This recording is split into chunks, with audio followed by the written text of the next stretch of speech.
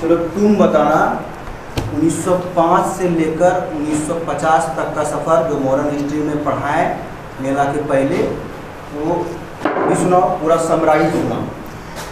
1905 में बंगाल विभाजन हुआ। 1907 में सूरत अधिवेशन, नरम दल गरम दल का विभाजन हुआ। 1909 में मार्ले मिंटो एक्ट हुआ, सांप्रदायिक निर्वाचन। और 1911 में दिल्ली दरबार।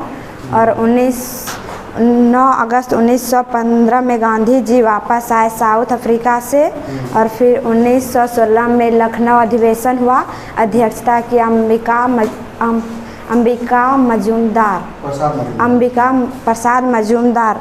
फिर उसके बाद 1917 में चंपारण सत्याग्रह, 1919 में जलियांवाला बाग हत्याकांड, रॉलेट एक्ट जिसको काला कानून कहा जाता है, और मांटियो चेम्सफोर्ड एक्ट। 1920 में असहयोग आंदोलन, 1922 में चौरी चौरा कांड, असहयोग आंदोलन खत्म। 1923 में स्वराज पार्टी, 1924 में बेलगांव अधिवेशन जिसका अध्यक्षता गांधी जी किए। और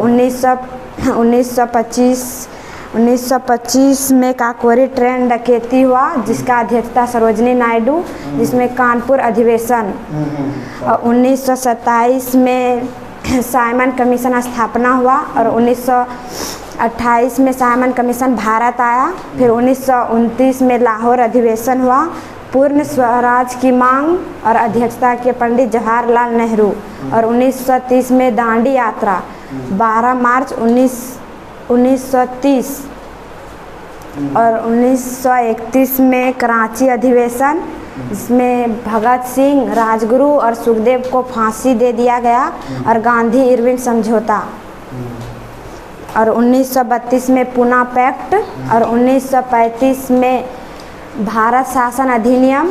1940 में व्यक्तिगत सत्याग्रह, अगस्त प्रस्ताव पारित हुआ। और 1942 में भारत छोड़ो आंदोलन, क्रिप्स मिशन आया। और 1946 में कैबिनेट मिशन।